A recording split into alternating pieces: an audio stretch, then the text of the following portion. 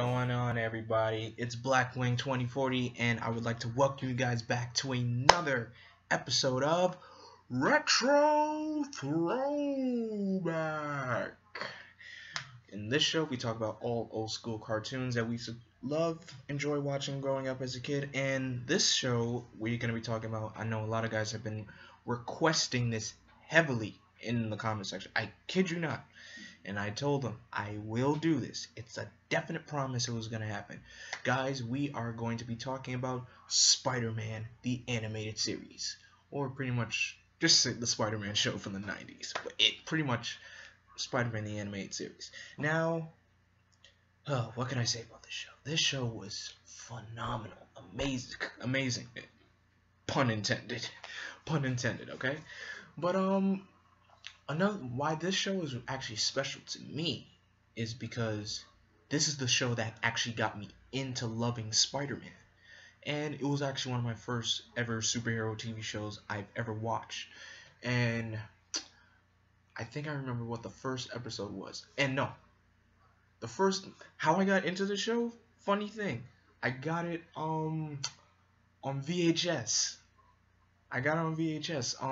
If you guys don't remember, if you remember this VHS, it was called Spider-Man, the Ultimate Villain Showdown. That's how I got into this series. It had like 4 episodes. The first 2 were a Doc Ock 2-part episode, which was awesome. And those were my first episodes. The third was a Green Goblin episode. And the 4th one was an episode with a group of people and this guy that was driving a big wheel. But hey, whatever. But this was pretty much probably one of my first superhero shows I've ever watched. Well, superhero cartoons, if I should say, that I ever watched. And it got me into loving Spider-Man. And that's how I got into watching, all the other shows before this show, like Spider-Man and His Amazing Friends, the 1960s, the first Spider-Man TV show, with the catchy theme song. And what can I say? There's really much, I can't describe how much I love this show so much because it was one of my first. Now, in the show, of course, you got your main hero, Peter Parker, Spider-Man. You have Aunt May. And what this show does, not like how most TV shows, they give you an origin story. It doesn't give you it may give you flashbacks throughout the series, but it goes straight in, just straight into the show, which is awesome. And we already know who Spider-Man is. We see that he's living with Aunt May. We know that Uncle Ben is dead, and he's doing what needs to be done to remember Uncle Ben. And if you want to know who are the love interests in this series, turns out it's not Gwen Stacy. I can tell you that it's not Gwen Stacy, but apparently, it's Mary Jane and Felicia Hardy, aka Black Cat. Now, guys, hear me out. I was first introduced to MJ. I didn't even know who Gwen Stacy was until, I think, Spider-Man 3. And then, from there, Spectacular Spider-Man. I didn't know who she was. I thought she was like Peter's second love interest. I was introduced to MJ first, okay? So that's why I always say Peter and MJ forever, okay? That's me. Now, but Felicia Hardy, on the other hand, she seems like she was more connected to Peter for the first season and a couple of episodes in the second season. And then from then Peter just switched from Felicia all the way to, Mary Jane. Now, here's a crazy thing I did not understand though in this series. Apparently, in season 3, there's an episode, I may have forgotten about this because there were a lot of episodes, and some episodes I remember, some I really totally forgotten. But what I was saying, oh yes, so there was an episode, apparently this was paying homage to the death of Gwen Stacy.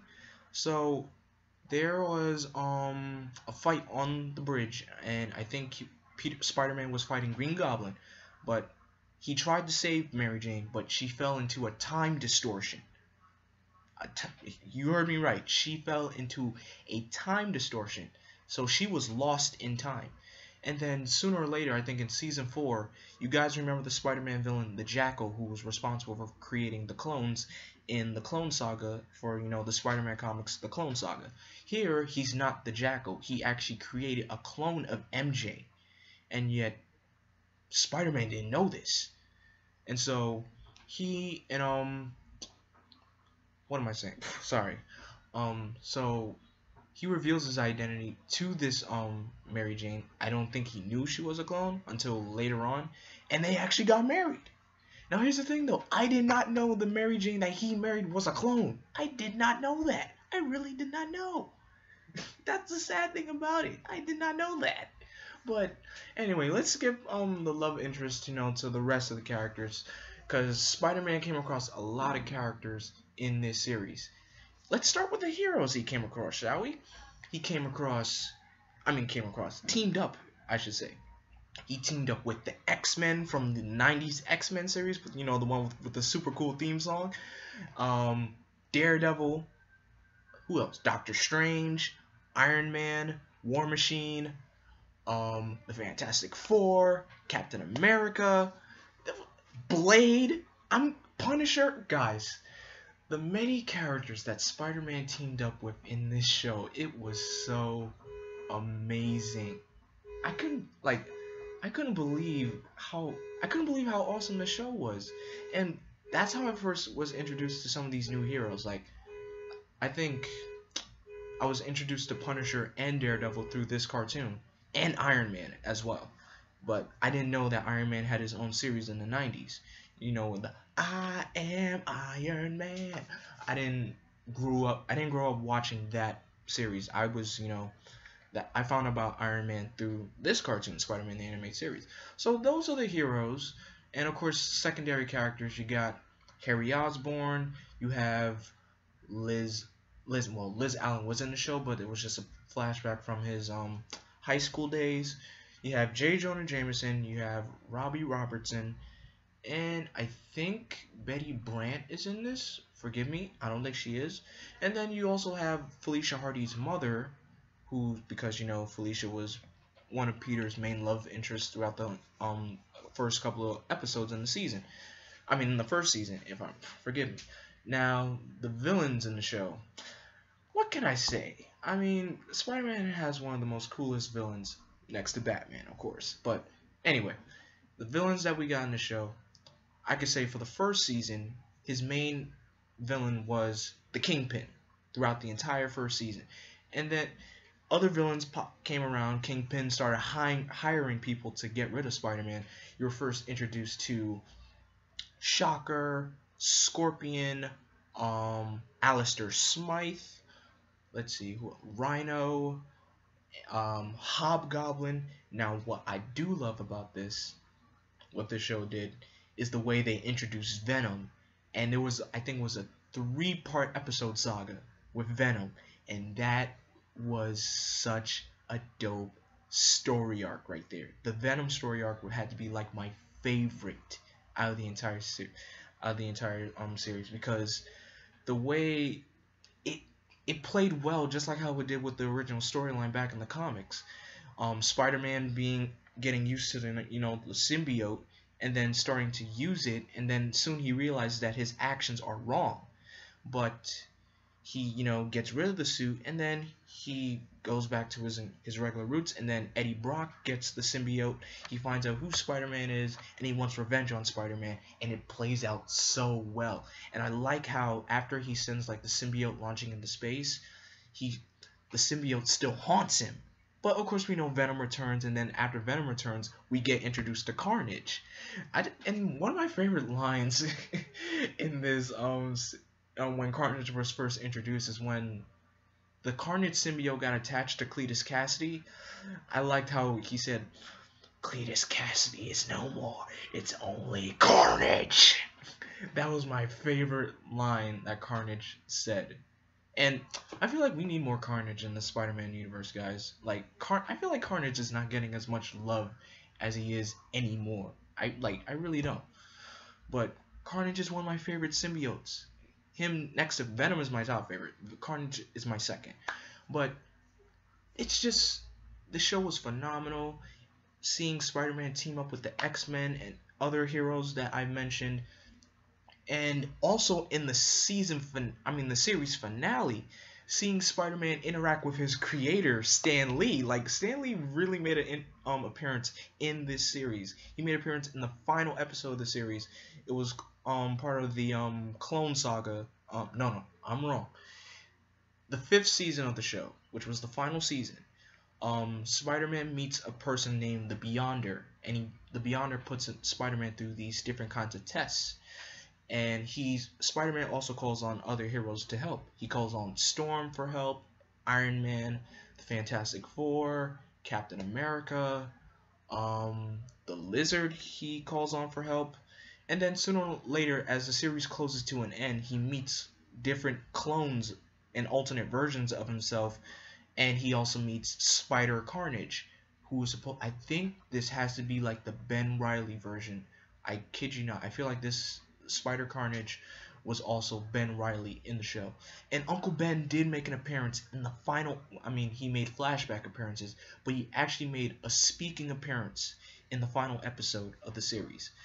And then after that, Madam Web takes Spider-Man to help him search for Mary Jane, because remember I said how Mary Jane was lost in a time distortion, and Peter ended up marrying a clone to Mary Jane, but then that clone was dissolved when he was fighting the Hydro Man, which I can't believe happened. I can't believe that actually happened. I never knew that. I always thought it was just one Mary Jane. I didn't know that there were two. Well, one was a clone. I didn't know that. Okay? So that shocked even me. Okay? But I would say it kind of ended off on a cliffhanger, because after Spider-Man leaves Stan Lee, Madam Web is taking him to find Mary Jane, and then the series just ends there. So I guess you could say it did end on a cliffhanger, but it was still an awesome show regardless. And I love it. I loved it. I know you guys in the comments section who follow me, I know you guys enjoyed this cartoon. This was like a major enjoyable cartoon show in the 90s. And like always, guys, we end an episode of Retro Throwback by playing the theme song of that particular cartoon. And guys, let's begin.